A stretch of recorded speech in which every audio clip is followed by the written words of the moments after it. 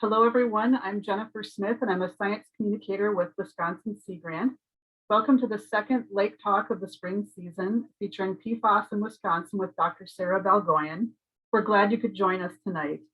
Many of you are familiar with Wisconsin Sea Grant already, but in case you're not, just some background information. We're headquartered at UW-Madison, but we also have outreach specialists in various points around the state, including Superior, Green Bay, Manitowoc, and Milwaukee. We're part of a national network of 34 Sea Grant programs around the Great Lakes states, coastal states, Puerto Rico, and Guam. Before we get started, I just wanted to mention a couple of details about the format for tonight. We have 1 hour, and that includes time for your questions. As I typed in the chat box, that's a good place to ask your questions. You can just type them in at any point when they occur to you during Sarah's presentation. That way, when she's done, we'll just jump right in with your questions. Also, this presentation is being recorded, so you can watch it again later or share it. We will send it out for captioning, and then we will add it to the YouTube page for Wisconsin Sea Grant. Now, a few words about our speaker tonight, Sarah Balgooyen. She's originally from Michigan. She comes from the Metro Detroit area. She earned a bachelor's degree in chemistry from Michigan State University. She also holds a Ph.D. in environmental chemistry and technology from UW-Madison, which she completed in 2019. Since that time, she's been a postdoc fellow with Wisconsin Sea Grant, working closely with Professor Christy Remical at UW-Madison. Professor Remical is the UW system representative on the Wisconsin Pfas Action Council, which was created by Governor Evers. If you're interested in learning more about the topic of PFAS, you may want to attend the Water at UW-Madison Spring Symposium, which is coming up on May 7th. And that includes a session on PFAS and specifically statewide coordination around PFAS. So if you're interested in that, you can go to water.wisc.edu to sign up. It's a virtual conference and it's open to everyone. So now, without further ado, I will hand it over to Sarah Balgooyen. Thank you. Thanks for the introduction, and thanks everyone for being here today. Okay, hopefully everyone can see my screen. So today I am going to talk to you about PFAS. The first part of my talk is going to be about PFAS in general, and then I am also going to introduce this project that we've been working on about PFAS in the Green Bay Watershed, and there should be plenty of time for questions at the end. So this project is done at UW-Madison, and it's funded by the Wisconsin Sea Grant. So first, I'd like to start with a land acknowledgement. UW-Madison, where I do my work, occupies ancestral Ho-Chunk land, a place where the Ho-Chunk people have called Tejo since time immemorial. An 1832 treaty forced the Ho-Chunk people to cede this territory, and decades of ethnic cleansing followed, where federal and state government tried to forcibly remove the Ho-Chunk people from Wisconsin. Today, UW-Madison recognized the inherent sovereignty of the Ho-Chunk people and the 11 other First Nations of Wisconsin. So PFAS is an acronym that stands for per and polyfluorinated alkyl substances. And this refers to an entire class of over 6,000 synthetic chemicals. So these chemicals are they do not exist naturally, they are only man-made. And their shared characteristic is that they have a lot of fluorine in them. These compounds are used in a wide variety of products. Mostly they're used to make materials waterproof and grease resistant. So some common things that they are found in are food packaging, like popcorn bags, pizza boxes, fast food wrappers, anything that is kind of papery, but it looks like it has maybe a waxy coating that generally contains PFAS. Another common item is nonstick cookware. So a big one here is Teflon coated pans. Teflon is a name brand of a PFAS product, and these are used to make cookware and pans non-stick. And then waterproof clothing is another use for PFAS. So Gore-Tex is another name brand of PFAS product. This is used in like rain jackets, waterproof clothing, and other types of performance wear. And then finally, firefighting foams contain a lot of PFAS, and that's something that I'm going to talk a lot about today. So the same things that make these PFAS really useful in all of these consumer goods also makes them persistent in the environment.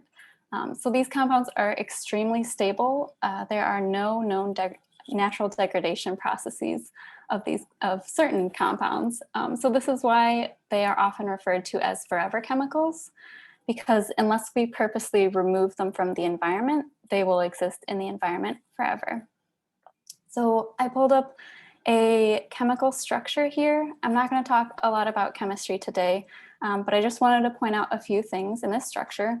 So this compound is PFOA, and within this structure, all of the F's are fluorines, all of the C's are carbons, the O's are oxygen, and the H is a hydrogen. And the reason why these compounds are so stable is because they contain a lot of carbon to fluorine bonds. And this bond is one of the strongest bonds in nature. So you can see why a compound like this would be really hard to break down. Some of these compounds are associated with health effects. So not all PFAS are known to have health effects, and different compounds cause different outcomes. So it gets really complicated, but this is just a short list of things that are frequently associated with PFAS. So that includes increased risk of certain cancers, hormone interference, affected immune system, and increased cholesterol. Some of these compounds also are bioaccumulative, which means that once you get them in your body, they take a long time to be removed. So as I mentioned, not all PFAS compounds are known to be harmful. There are over 6,000 different compounds, so the scientific community has not been able to keep up with all of the health studies that are required to know the different health outcomes for all of these different compounds. So not all compounds are known to be harmful, but there are two compounds that are most frequently associated with health effects, and those are PFOA and PFOS. These are frequently detected in the environment, and they are also the most commonly regulated. And one thing I wanted to point out is that one unique thing about PFAS is that they can be harmful at really, really low levels. So some of the proposed regulations are on a scale of nanograms per liter. So nanograms per liter is a unit, you can kind of think of this as a single drop in a swimming pool, or 1 penny out of $1 billion. So these are really, really low levels. And this nanograms per liter is equivalent to a part per trillion. So you may have heard it referred to as that. So PFAS were initially invented in the 1930s. These characteristics, these unique characteristics of PFAS allowed them to repel both water and oil. So this was a huge hit in household goods. So in 1945, DuPont started to make Teflon, and they made a ton of money off of Teflon by selling it to companies that wanted to use Teflon to coat their pans to make them nonstick. And then 3M also had its hit household product called Scotchguard in 1953, which is a waterproof and stain-proof coating that's used on furniture and carpeting. And both of these materials cause waterproof and greaseproof. So it makes a slippery surface so that water and oil and other things are repelled from the material. Another common use of PFAS is aqueous film forming foams, or AFFF. So these have been manufactured since the 1960s, and they contain a variety of different PFAS compounds. So these are not the kinds of fire extinguishers you may keep in your house or maybe your landlord is required to provide for you, but these are military grade firefighting foams. So they're used in emergency situations, and they're specifically designed to put out liquid fuel fires. So gasoline or some other kind of flammable liquid that may be on fire. And these are commonly deployed at military sites, airports, and oil refineries, basically anywhere where there may be a lot of really flammable liquids. So the broader scientific community started to become aware of these health concerns regarding PFAS as early as the 1990s.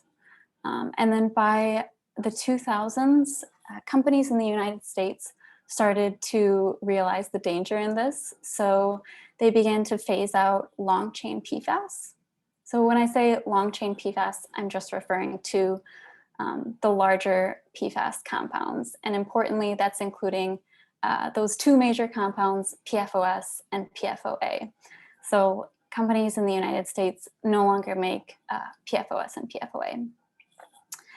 And then in 2009, PFOS was added to the Stockholm Convention on Persistent Organic Pollutants.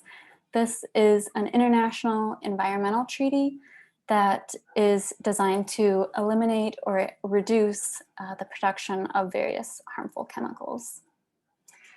And then in 2016, the US EPA released a health advisory level for PFOS and PFOA in drinking water. So I've talked a little bit about how PFAS are in our consumer goods, but how does that PFAS find its way to the environment? So first, when we use our various consumer products that contain PFAS, those consumer products may leach PFAS or produce PFAS-containing dust. That PFAS that comes away from our products can either go directly into the environment or they can be ingested by us. And then they can also, once we're done using our consumer products, we might throw them away and they will go to our waste infrastructure. So this is including wastewater treatment plants and landfills. And wastewater treatment plants are not designed to treat PFAS. So while they are not a source of PFAS themselves, they do not remove PFAS. So anything that goes in a wastewater treatment plant is going to come out. And that usually gets discharged into lakes or streams. And now I want to talk a little bit about industry. So chemical companies like DuPont and 3M that manufacture PFAS, they can be a large contributor of PFAS to the environment. They may directly release PFAS to the environment through spills or other kinds of effluent, or they also are sending PFAS-containing waste to our wastewater treatment plants, again, which aren't designed to treat PFAS and end up in the environment that way. And then finally, we also have this component of AFFF, which I've mentioned, those firefighting foams. These directly release PFAS into the environment, and they are a large contributor to PFAS in the environment. So where do we find PFAS in the environment? We basically find them everywhere we look for them. So this is a map of Pfas detections across the United States. The purple sites are military sites. The blue points are drinking water sites, like drinking water utilities. And the orange sites are other sites where PFAS has been detected. And the first thing you notice here is that the data points are clustered in specific states. This does not necessarily mean that those states have higher PFAS concentrations. It just means that those states have been testing for PFAS more. So for example, Michigan looks like it has a ton of PFAS compared to Wisconsin, but really Michigan has just regulated PFAS and requires testing, and so they have found PFAS in a lot of places. I also want to mention that states like Michigan or North Carolina, where you see a lot of data points, does not necessarily mean that those states, it's not safe to drink that water. Just having Pfas detections is not necessarily bad. It really depends on how much Pfas is there and what types. So this map is mostly just to show that we do find Pfas pretty much everywhere where we test for it.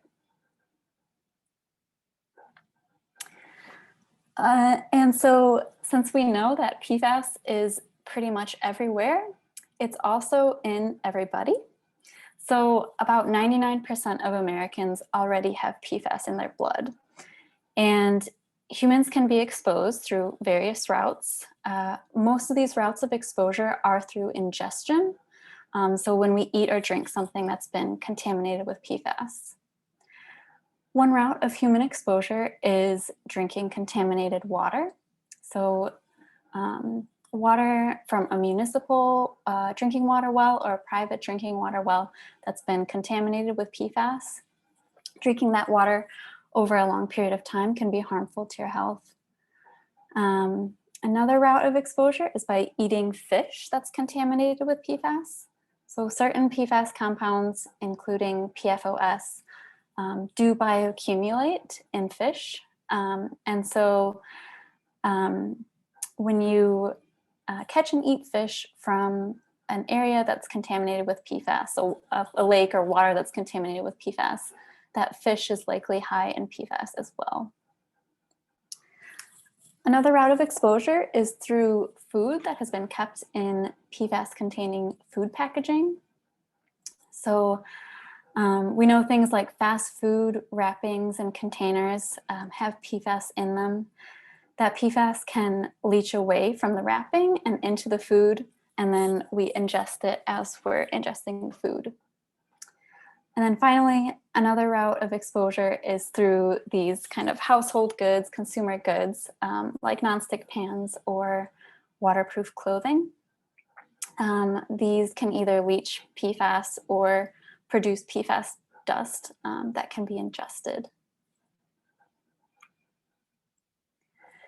So there are a few regulations for Pfas already.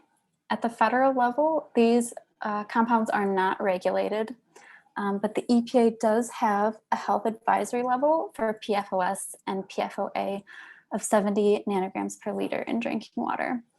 The EPA has received quite a bit of criticism for this, first because it took a really long time for this value to come out, and second because many people say that this value is way too high, it's not stringent enough, and that it doesn't really reflect the health data that we've seen so far. In addition to that, this value is not really a regulation. It's non-regulatory and it's non-enforceable. So it is really just a suggestion. And finally, the EPA has been resistant to designate any Pfas compounds like PFOA or PFOS as a hazardous substance. This may seem like a trivial part, but it does make it harder to regulate these compounds if they're not formally recognized as a hazardous substance.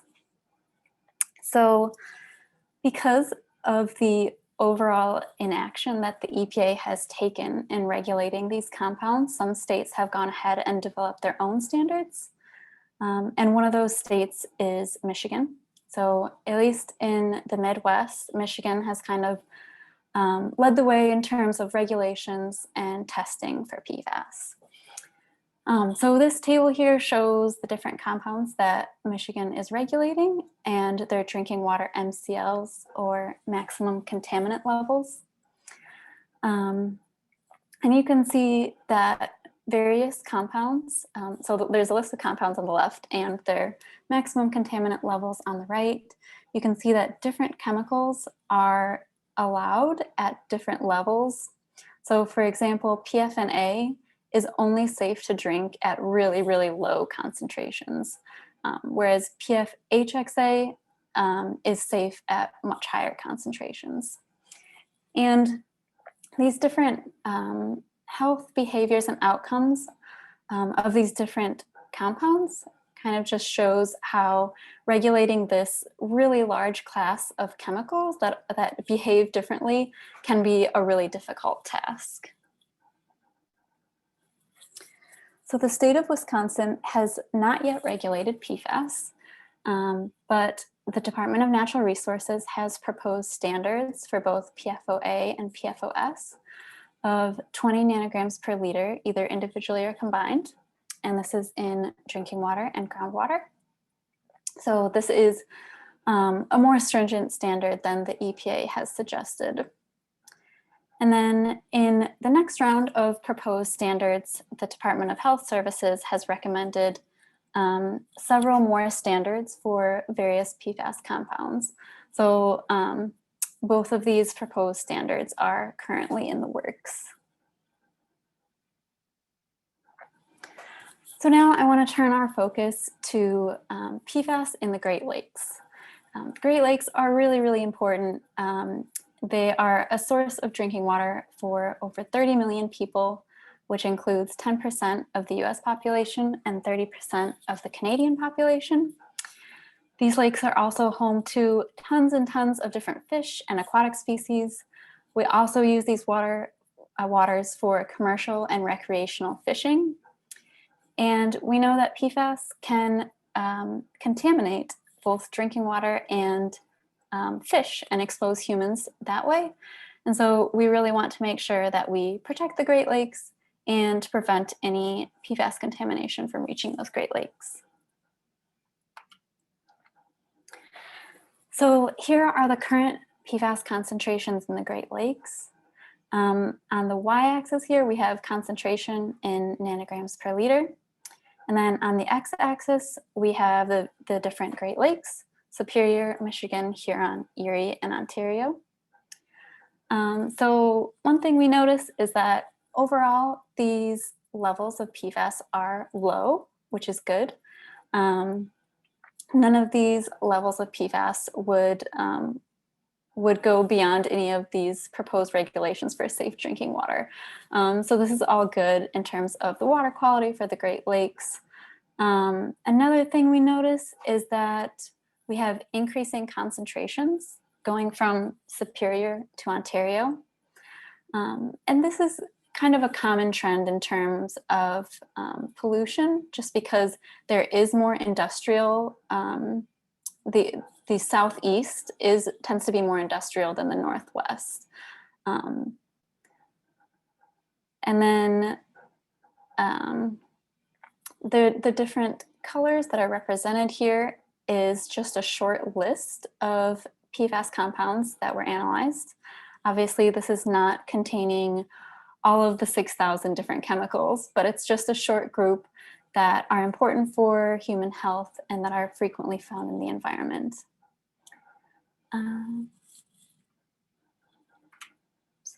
So for our project, we focus mostly on Lake Michigan, because you can see Lake Michigan has a moderate concentration of PFAS, similar to Huron and Erie and Ontario, but it is understudied compared to the other Great Lakes.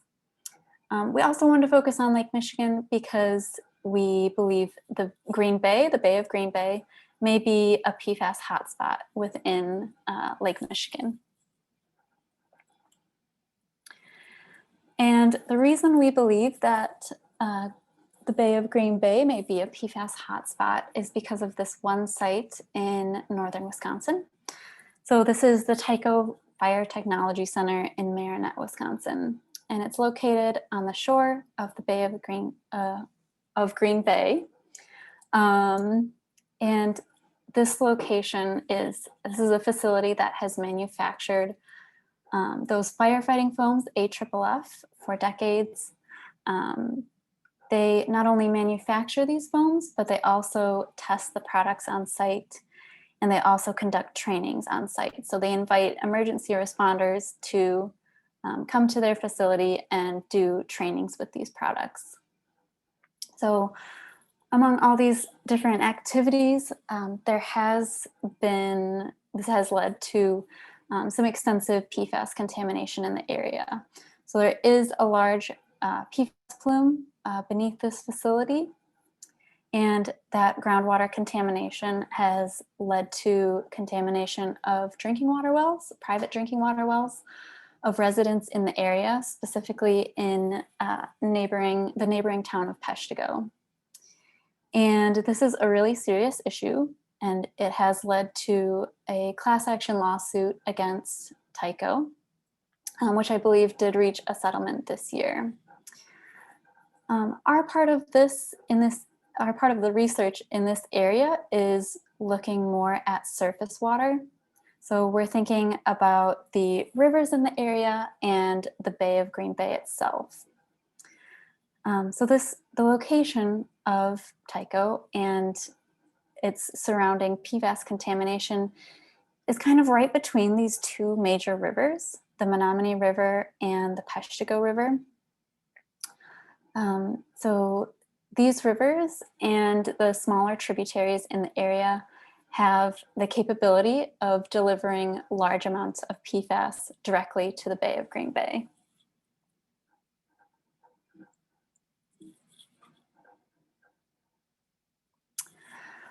And there are several PFAS contamination sites across Wisconsin, and many of them are related to military activities. So this is a map of various PFAS contamination locations in groundwater.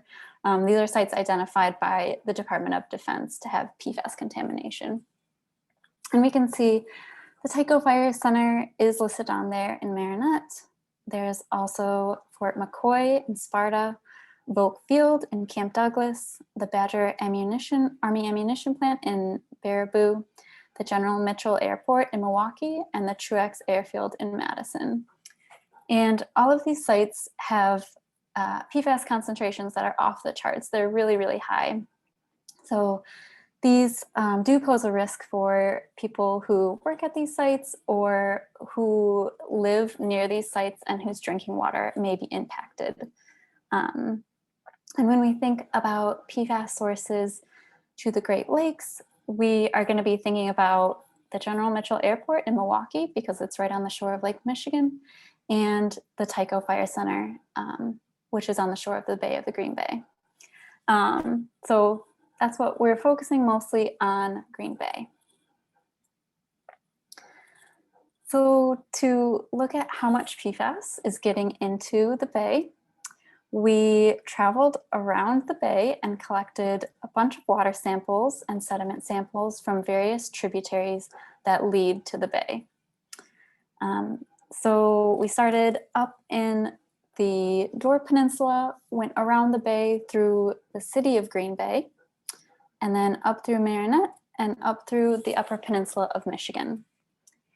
And we stopped at about 41 tributaries along the way, and we collected water and sediment from those tributaries as close to the mouth of the river as possible. And just to clarify, when I talk about sediment, that's referring to the material that's at the bottom of the river. So it may be made of sand or clay or mud, whatever has been deposited in the riverbed. And mostly we're expecting to see a lot of PFAS localized in the Marinette area where the Tyco Fire Products facility is. But we also just want to identify any other PFAS sources from around the bay. So here are some of our results. On this plot, the y-axis is PFAS concentrations in nanograms per liter. And then on the x-axis, these are the site names, and it's going clockwise around Green Bay. So on the far left, we're starting in the Door Peninsula, going around through Green Bay and up through the Upper Peninsula. And the first thing you notice here is that there's one site that's way higher than the rest. It really stands out, and that is Ditch B. This is a really small tributary that comes off, it drains right off of the Tyco facility in Marinette. So the fact that there's really high concentrations here isn't all that surprising. Tyco is aware of this site, as is the DNR. And there is a treatment system in place at this site. However, some information came out that when we sampled this site, that treatment system was not functioning properly. So this data was collected back in July of 2020. Yeah, so the concentrations in ditch B are really high. They're over 1,200 nanograms per liter, which is not safe. But we don't really see any other sites around it that are anywhere close. So even the other sites in Marinette don't seem to be very high in PFAS. And the different colors that are represented here, we don't need to worry about them too much. But one thing I wanted to point out with ditch B is that it has a lot of PFOA. So that dark blue bar, that large amount of PFOA is not present in the other sites. We think that is indicative of the AFFF that they use on site. So I'm going to go ahead and remove ditch B from this plot so we can look at all the other sites because they are way smaller. So when we remove ditch B, we see that most of the other sites have relatively low concentrations. So these concentrations aren't really too much to worry about. This is kind of what we would consider as baseline or background level concentrations of PFAS. And there's just a handful of sites that are maybe slightly elevated than the rest. So if we look, I can't see my cursor, but so on the far left, we're starting in the Door Peninsula. These are pretty low concentrations. And then when we get to Green Bay, the city of Green Bay, we see maybe a little bit in Duck Creek, we might see a little bit of elevated PFAS. Thomas Slough is another location that shows elevated PFAS. That's between Green Bay and Marinette. The rivers in Marinette that I mentioned, the Peshtigo River and the Menominee River, don't seem to have high concentrations of PFAS. Kirby Creek and Mudbrook Creek, which are both in Marinette, yeah, they maybe have a little bit more elevated PFAS than the rest. And then Portage Creek is another that has elevated concentrations. This is a creek that runs off of the Delta County Airport in the Upper Peninsula of Michigan. And this site, they recently found out, did have extensive PFAS contamination. So that one isn't all that surprising either. And there isn't too much to notice in terms of the different colors here. We kind of have an even distribution of some of the various compounds. We see a lot of pink, a lot of the PFBA, but otherwise not much else. We don't see that large portion of PFOA like we did for ditch B. And just to sort of put this in context, so compared to those proposed standards that Wisconsin has in the works, only 2 of these sites would exceed those levels. One of those is ditch B, of course, is really, really high, and it's going to exceed basically all of the different proposed standards that Wisconsin has. And then Portage Creek also exceeds the 20 nanograms per liter standard for PFOS. Otherwise, all of these sites are relatively low and wouldn't exceed any of the safe drinking water standards that Wisconsin has proposed.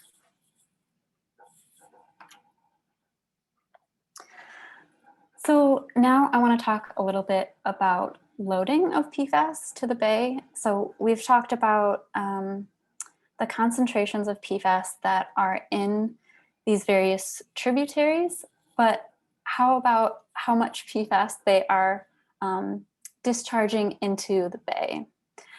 So we can calculate this by taking our PFAS concentrations that we measured and that I just showed you and multiplying that by the discharge rate or the flow rate of that water into the bay. And the tributary discharge rates that we use were estimated in a previous paper, and they're all taken from the exact date range that these concentrations were measured. So basically, we're looking to calculate kind of a snapshot in time rather than an average PFAS loading rate. So this is a plot of our calculated PFAS loading rates. It looks a bit different from our water concentrations, where most of the sites here are really, really low, with just a handful of sites that are contributing a lot of PFAS to the bay. So we can see that one of those sites is the Fox River. The Fox River is a major river in the city of Green Bay that discharges into the bay. And the fact that this shows a lot of PFAS contribution isn't all that surprising. The Fox River is in an industrial area, and it does have a long history of pollution. It's listed as an area of concern, mostly for its contamination of Pcbs, which is another organic contaminant. And one thing to note is that the Fox River did not show that it had high PFAS concentrations when we were looking at all our different tributaries, but it's showing this really large contribution of PFAS to the bay. And so even though it didn't have a lot of PFAS in it, just because it's such a large river and it's delivering so much water to the bay, it causes the total contribution of PFAS from that river to be so much higher. And we can also note that all of the other sites that have elevated PFAS loadings are also really large rivers. So the Oconto River, the Peshtigo River, and the Menominee River, those are all really major rivers. And so they have high discharge rates or high flow rates. And none of these rivers had high concentrations, but just because their discharge rate is so high, they contribute a lot of PFAS to the bay. And in comparison, we can look at Ditch B, our site that had crazy, crazy high PFAS concentrations, but it's a really small tributary, and so it has a low flow rate. And it does not contribute as much PFAS to the bay as the Menominee or Peshtigo River or any of these other large rivers. So basically the takeaway from this is that large tributaries, including those in the Marinette area, tend to have low concentrations, and this is likely due to dilution. So if some amount of PFAS gets into the river, if there's a lot of water there, it's just going to get diluted out and not show high concentrations. But those large tributaries still contribute the most PFAS to the bay, despite their low concentrations. And so although most regulations focus on these high concentration locations, like a Ditch B type location, that's because those locations do pose a risk for human exposure during recreation. So if somebody is accidentally exposed there by fishing or drinking the water, that could be a danger. But I would urge regulating bodies to consider the loading rate when trying to protect a precious water resource like the Great Lakes. So, and I want to go over just a few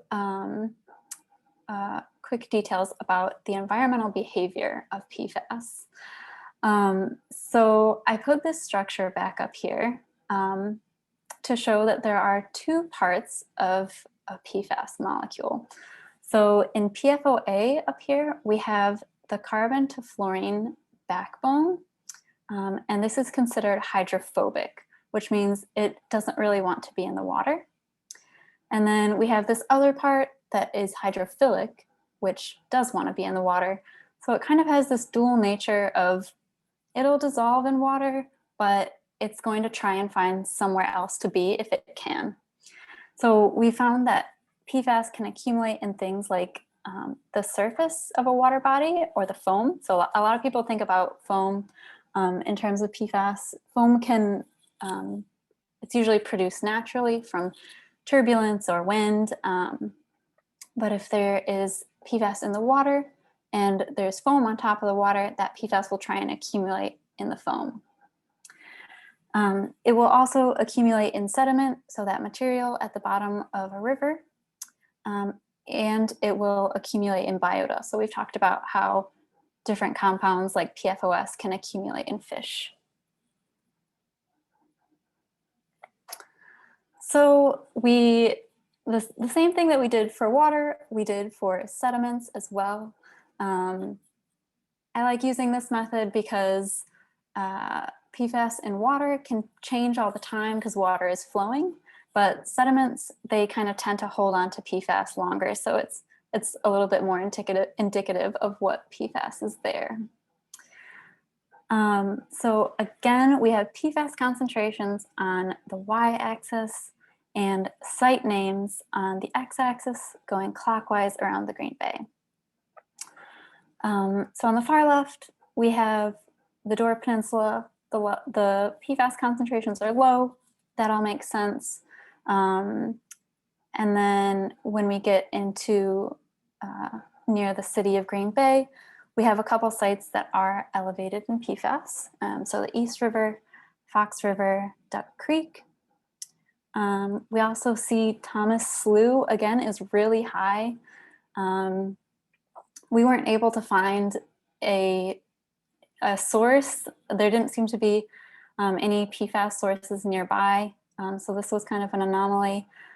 Ditch B in Marinette was also elevated in PFAS, and you can see that one looks different than the rest. It has more PFOA in it, which kind of lines up with our water data.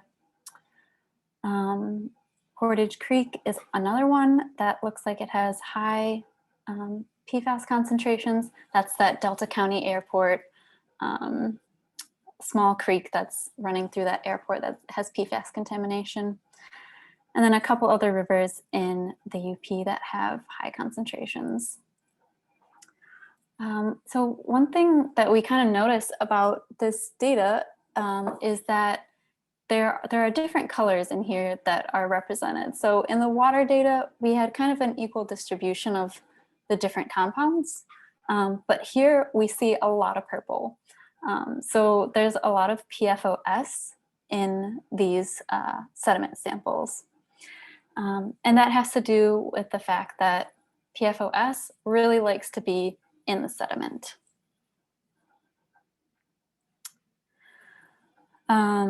So yeah, as I was saying, PFOS is really sticky. It wants to stick to the sediment and not be in the water. And we also know that PFOS is one of the main compounds that bioaccumulate in fish. So this is why you may see warnings around contaminated water bodies to not eat the fish or to reduce your consumption of the fish.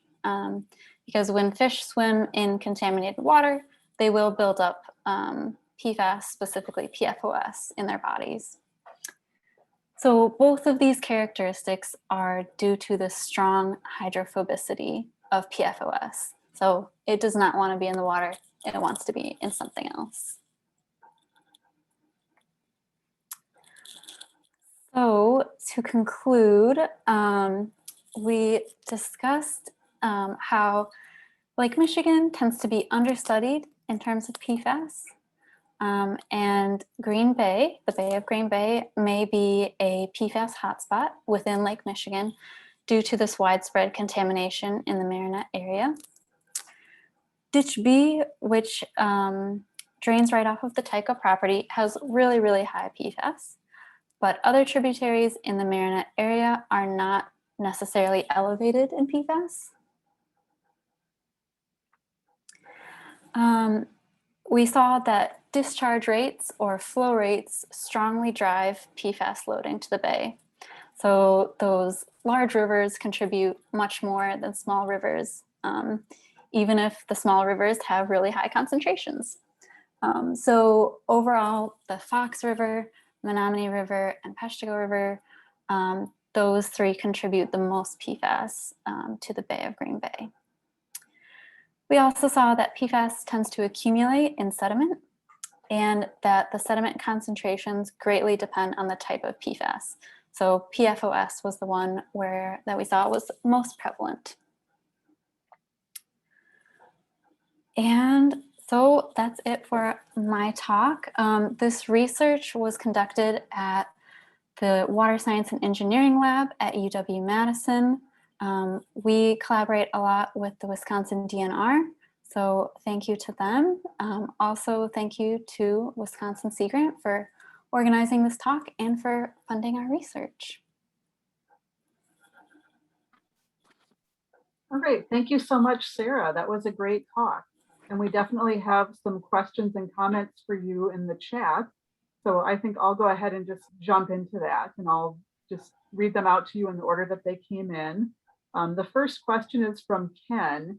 And this was earlier in your talk when you were talking about Michigan and showing that map that seemed to have many sites, but you had mentioned that, you know, Michigan was testing more. So this question from Ken says, what happens in Michigan if your well tests above the set levels? And I'm assuming he's talking about perhaps a private well. How do you correct the levels that are above the standards? Okay. Yeah, so I guess this could be true in a municipal drinking water well or a private drinking water well. In states where PFAS are regulated, you can remove PFAS from the water using filtration systems. So a lot of people use granular activated carbon to remove PFAS from the water. These can be on a large scale where they might treat municipal drinking water, or they can be on a small scale where they could treat something small like a private drinking water well. There are other methods of PFAS removal, but this is probably the most common. Okay, thanks. The next question comes from Rachel, and her question is this data published through the EPA or through another public entity? And I believe what this is referring to, this came in when you were showing the slide about the PFAS concentrations in the Great Lakes. This was also early in the talk where you had the various lakes and you showed 10 specific compounds. So is that data available through EPA or some other place where people could go look that up again?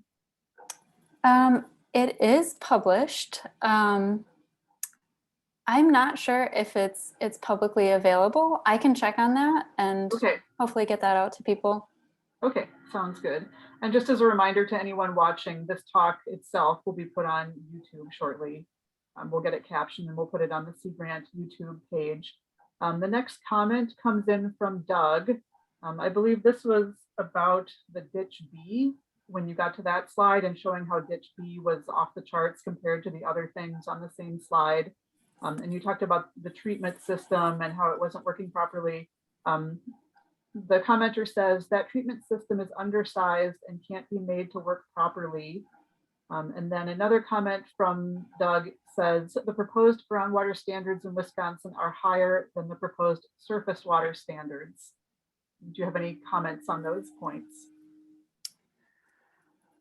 Yeah, I guess I can just say that in terms of the ditch B treatment system, I haven't been following it closely, but I do know that, yes, the treatment system was set up to treat much less water than was coming through at that time. So that's why there was kind of overflow of ditch water that was not properly being treated. Yeah, that's about all I can say. Okay. All right. Here's another question from Bibi. This person says, I'm curious about the high fraction of PFBA across all bay samples. Do you think it may be due to use patterns, atmospheric transport, some degradation, or other ideas? Those are all really good suggestions. And yeah, I agree with a lot of them. I think, yeah, so the use patterns, I believe they're referring to, so I mentioned in the talk that people have moved away from long chain compounds like PFOA and PFOS, and they're now moving towards short chain compounds. And PFBA is a short chain compound, so I do believe people are using more of that. Another thing is PFBA is really soluble in water, whereas things like PFOS are not.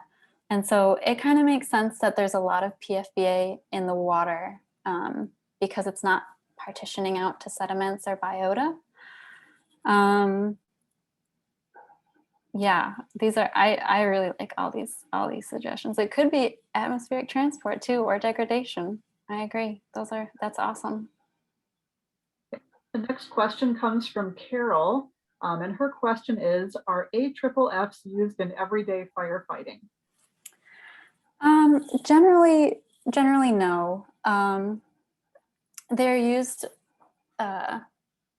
more for flammable liquids, and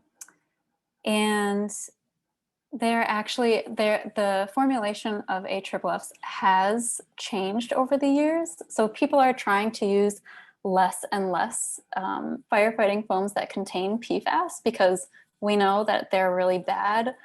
And so, yeah, people are working on getting rid of those PFAS containing firefighting foams. There are also PFAS in firefighting foams does still exist because some of the AFFF that are on site in some places can be really old.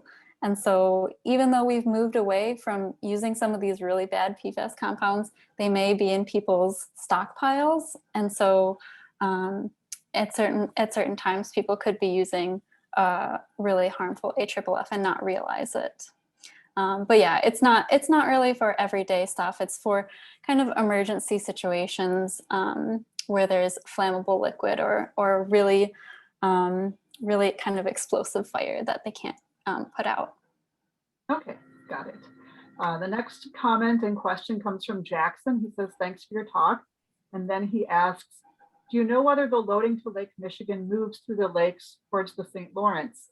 If I recall your early slides, Lake Superior has low concentrations compared to Lake Ontario, which might suggest it's moving downstream.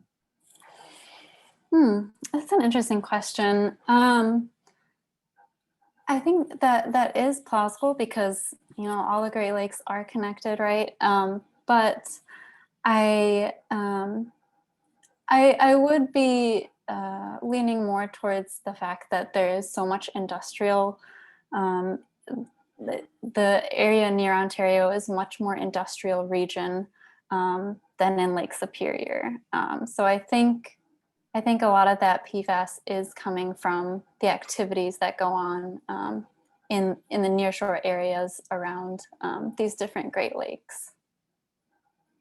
Okay, now there's a question from Martin. The question is, do you anticipate that wastewater treatment plants will be required to do you anticipate that wastewater treatment plants will be required to remove PFAS, and how would they remove them? That's a really difficult question. That's tough. So wastewater treatment plants, as I was talking about, they aren't a source of PFAS, but a lot of PFAS comes through wastewater treatment plants every day. And it does kind of funnel all that PFAS into one place. So it would be a very convenient spot to remove PFAS. But it would be requiring these wastewater treatment plants to put in a lot of new infrastructure. So I'm not sure how that will work out logistically. Yeah, that is a tough question. It seems like it would be a good place to try and remove PFAS if it could be done. Yeah, there are a lot of different proposed ways for PFAS removal. but we haven't really come up with a really good one so far that will work universally, and especially in such a complex matrix like wastewater. Now we've got a few more questions. I see we're getting short on time, but I'll go ahead with these questions. One from Ella says, have the levels of PFAS been increasing over the last couple of years? That's a tough one. I think it depends on the location. Yeah,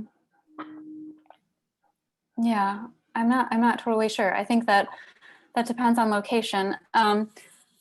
I have noticed in some data sets, PFAS has actually gone down in terms of PFOS and PFOA, those really harmful ones, since there has been this phase out of those really sticky compounds.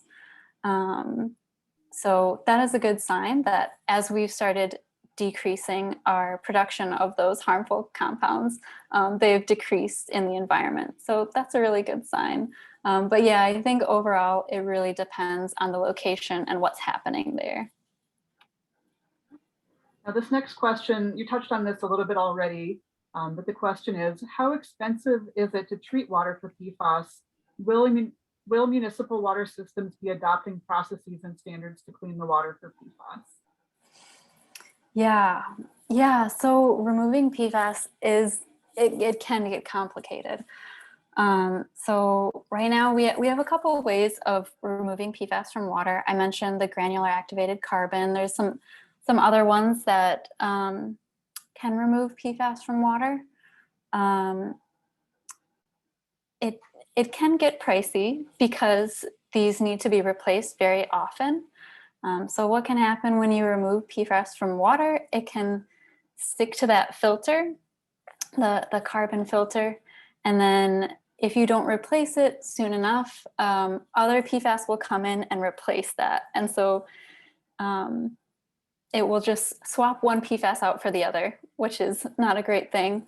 So yeah, these treatment systems do need to be replaced frequently, and they need to be disposed of in a very specific way.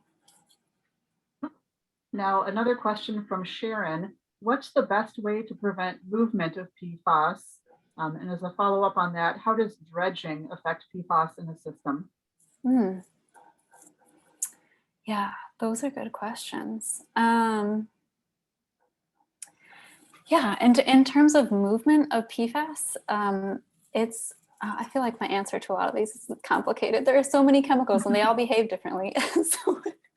So it's tricky. But yeah, the movement of PFAS obviously is affected by sediments, as I was showing, and partitioning to other phases like that.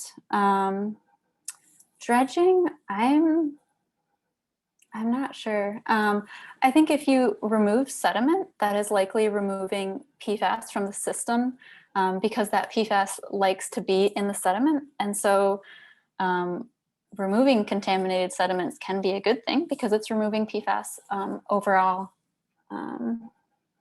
Yeah. So all my answers are going to be it depends, I think. Okay. All right, gotcha. Another question, this one comes from Mary. Do PFAS combine with Pcbs or heavy metals? Not that I know of.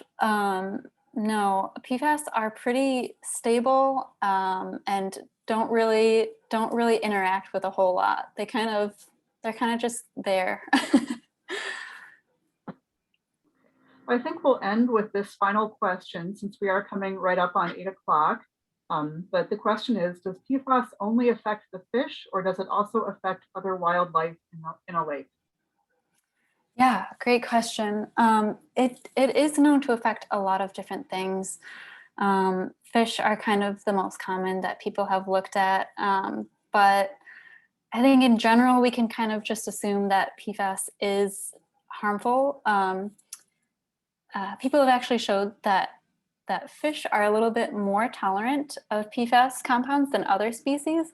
So like mussels, for example, aquatic species, they are more sensitive to PFAS than fish. Do you mind if we ask one Facebook question? Sure. Chad wants to know, what are the results of PFAS along the eastern lakeshore, and can I eat smelt?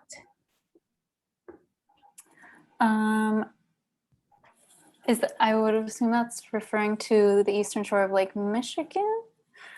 I would assume so. Yeah, I'm not sure on that one.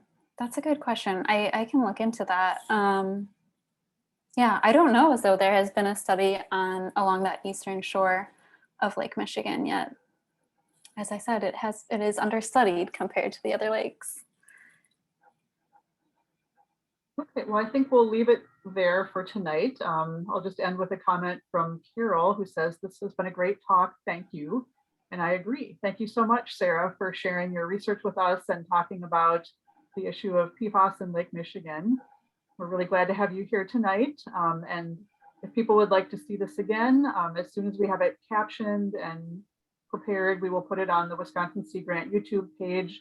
I would also suggest following us on Facebook and Twitter to find out about more events like this in the future, and when videos are posted. So thank you once again to Bonnie for helping tonight, and of course to Sarah for a great presentation. Thanks, everyone. Good night.